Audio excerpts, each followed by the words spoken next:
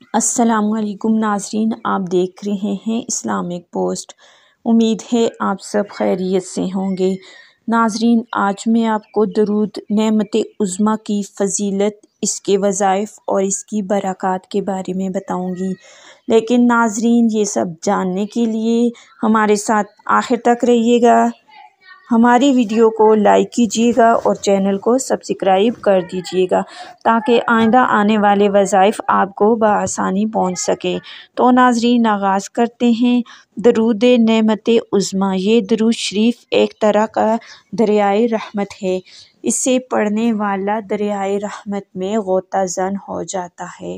لہٰذا اس درود شریف کے بارے میں کہا جاتا ہے کہ جب پڑھنے والا اللہم صلی کہتا ہے تو وہ اللہ کے فضل و کرم کے سمندر میں قدم رکھ دیتا ہے، اور جب وہ نبی کریم صلی اللہ علیہ وآلہ وسلم کا نام لیتا ہے تو وہ دریائے رسالت کی موجوں میں آ جاتا ہے، اور جس وقت وہ وعلی آلہ کہتا ہے تو اس وقت وہ اہل بیت جیسی عنایات اس پر ہونے لگتی ہیں، اور جب علی اصحاب کہتا ہے تو اسے صحابہ جیسی خیر و برکت ملنا شروع ہو جاتی ہے۔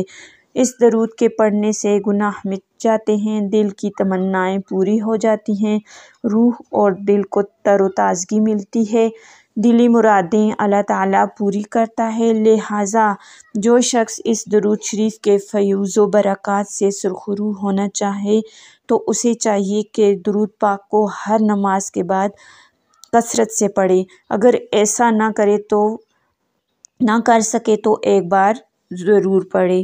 درود شریف یہ ہے: اللہم صلی علی سیدنا محمد وعلی آل سیدنا محمد وعلی اصحاب سیدنا محمد وبارک وسلم، جس کا ترجمہ یہ ہے: اے اللہ، ہمارے سردار حضرت محمد مصطفیٰ صلی اللہ علیہ وآلہ وسلم پر اور سردار محمد مصطفیٰ صلی اللہ علیہ وآلہ وسلم کی آل پر اور سیدنا محمد صلی اللہ علیہ وآلہ وسلم کے صحابہ پر درود و برکت اور سلام بھیج۔ ناظرین، یہ درود اپنے معنی کے اعتبار سے بہت ہی مجرب درود ہے۔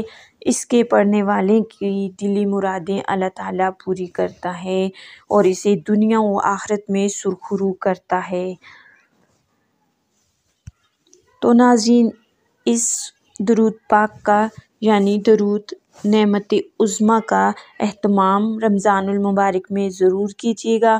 اللہ تعالیٰ آپ پر اپنی برکات نازل فرمائے گا اور آپ کی تمام حاجتیں اللہ پاک انشاءاللہ تعالیٰ اس درود پاک کی وسیلے سے پورا کرے گا۔ تو ناظرین، درود نعمت عظمیٰ کی فضیلت، برکات اور وظائف کے بارے میں جان کر آپ کو کیسا لگا؟ اپنی قیمتی رائے کا اظہار کمنٹ باکس میں ضرور دیجیے گا۔ تو ناظرین، ملتے ہیں ایک اور نئی ویڈیو اور نئی وظائف کے ساتھ۔ تب تک کے لیے اللہ حافظ۔